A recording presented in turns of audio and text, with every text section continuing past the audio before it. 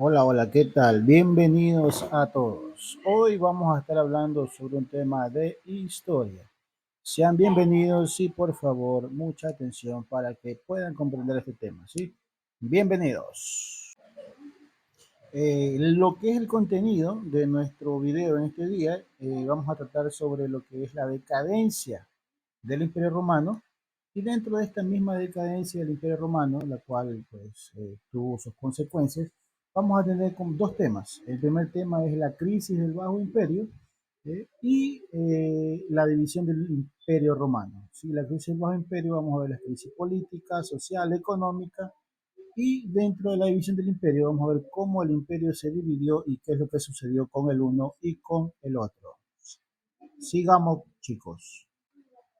Aquí tenemos lo que es la crisis del Bajo Imperio. ¿Sí? A partir del siglo III, el Imperio Romano atravesó importantes cambios, tanto políticos, económicos, que fueron tanto internos como externos. Esto trajo consecuencias o una grave crisis política, económica, militar y social dentro del imperio, ¿no? A esta etapa se la conoció como el Bajo Imperio. Sigamos. Dentro de la crisis de los imperios tenemos que una de sus causantes fue la inseguridad en los límites y fronteras, pues este imperio, este inmenso imperio, cada vez que finalizaba las conquistas, su ejército tenía que mantener o defender los límites y las fronteras alcanzados o conquistados en su momento, ¿no? Pero esta vez fue cada vez más difícil porque a medida que el imperio iba creciendo, se iba haciendo más complicado poner orden dentro de esas fronteras, ¿no? Porque los pueblos germánicos a los que los romanos denominaban bárbaros, este término significa extranjeros, atacaban o atacaron repentinamente la frontera del imperio en el norte de Europa. Además, las fronteras en el extremo oriental del imperio, en Asia, tampoco estaban tranquilas y sufrieron pues los ataques de los persas. Otra de las causas de esta crisis fue el aumento del poder del ejército, las constantes guerras que obligaron al imperio romano a fortalecer su ejército, pues aumentó el poder, como consecuencia, aumentó el poder de todos los generales o del mismo ejército, ¿no? Y como consecuencia, al aumentar este poder del ejército, la figura del emperador se debilitó o emblandeció, por decirlo así, ¿no? Los generales que contaban con el soporte de sus tropas tenían la fuerza para deponer y nombrar emperadores, tanto así que, por ejemplo, en el siglo III, según la historia, en el periodo que se conoce como la anarquía militar, eh, hubo 39 emperadores en tan solo 50 años, imagínense. Sigamos con el tema. Aquí tenemos también lo que es la decadencia del Imperio Romano. Esa decadencia pues fue producto también de las invasiones. Dentro de estas invasiones, los pueblos germánicos ocuparon territorios del imperio. Varios pueblos invadieron las costas e islas del imperio. Los anglos y sajones ocuparon las islas británicas, los francos, burgofrancos y los burgandios ocuparon la Galia, ¿sí?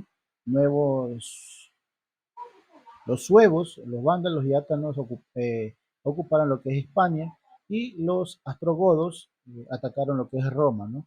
Los visigodos ocuparon la Gala en el siglo IV y más tarde España en el siglo V. Todo esto pues fue, se puede decir, una consecuencia de que el Imperio Romano siempre se encontraba en guerra. Esas guerras le producían bajas, asimismo le producían gastos y no podían cuidar de todas sus fronteras. Y al verse debilitado por su misma condición guerrera o de conquistador, pues se ven afectados. Sigamos.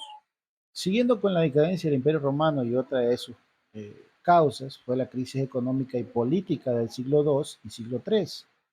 Pues mantener los grandes ejércitos era más caro, como ya les había dicho anteriormente.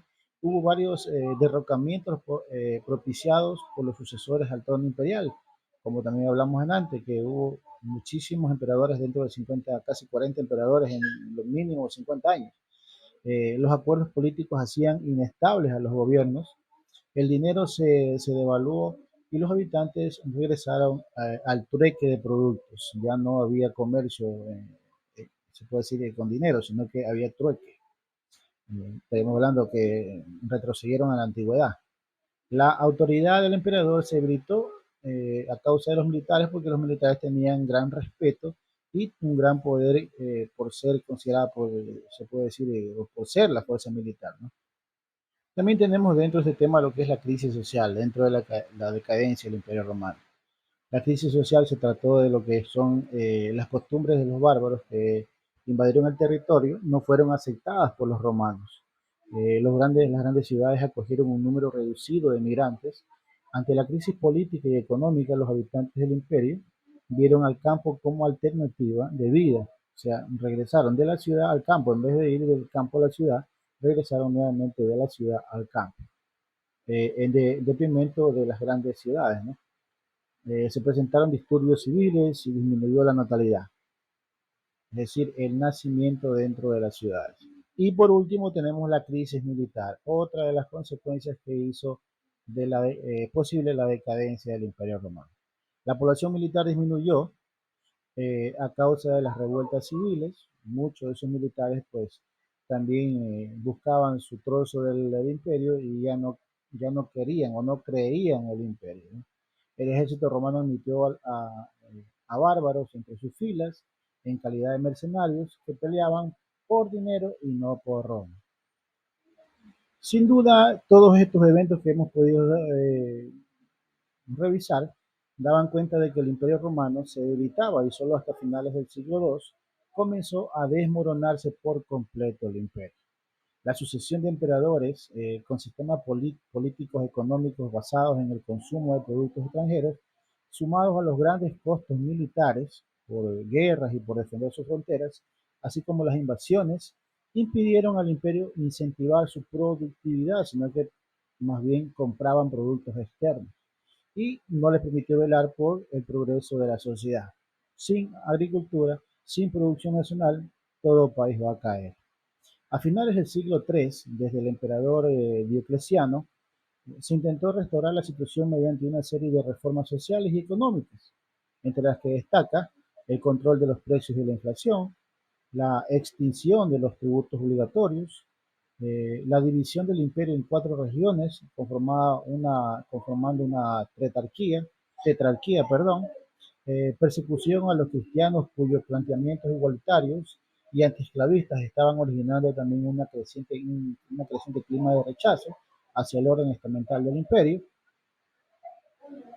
Luego, pues que Diocleciano hiciera un gran avance a través de sus políticas, nos tomamos que fue derrumbado. Todo lo que hizo Diocleciano fue derrumbado por su sucesor, el señor Constantino, ¿sí? Quien disolvió la tetrarquía e intentó consolidar el poder en el apoyo de dos enemigos tradicionales, los bárbaros y los cristianos. Al llegar el 313, el edicto de Milán proclamó la libertad religiosa. Teodosio, en el año 379 al 395, mantuvo esta política que convirtió al cristianismo en la religión oficial del Estado. A esto se suma el edicto de Tesalónica en el año 380, y que permitió a los godos penetrar en los territorios romanos y formar parte del ejército, ¿sí? Aquí tenemos otro tema muy importante, que es la división del imperio. Las diferencias entre las partes tanto oriental y la occidental del imperio era un imperio inmenso, fueron aumentando durante los siglos 3 y 4.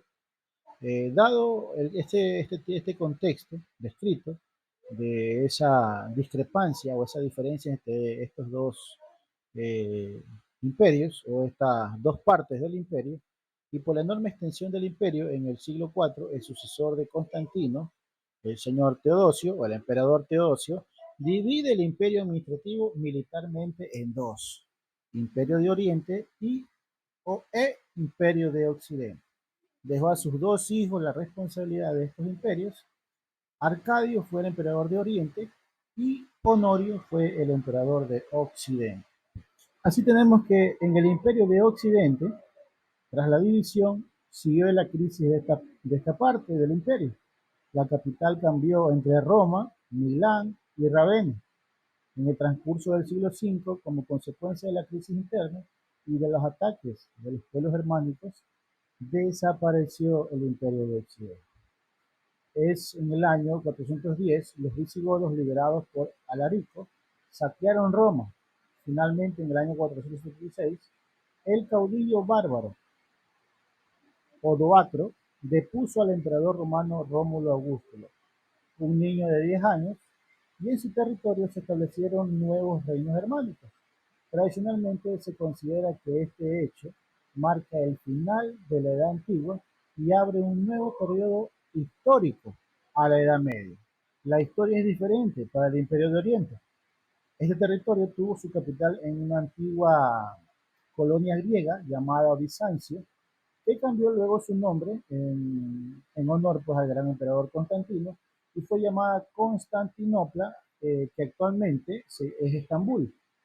El Imperio Romano de Oriente, también llamado Imperio Bizantino, llegó a su máximo esplendor en el siglo VI, cuando conquistó parte de las tierras del Mediterráneo occidental, es decir, todo el Imperio occidental que se perdió, el Imperio de Oriente pues trató de recuperarlo, no lo recuperó todo, pero sí gran parte de ese gran imperio depuesto anteriormente, y pues después de todo ese esplendor, desapareció en el siglo XV tras la conquista de Constantinopla por los turcos.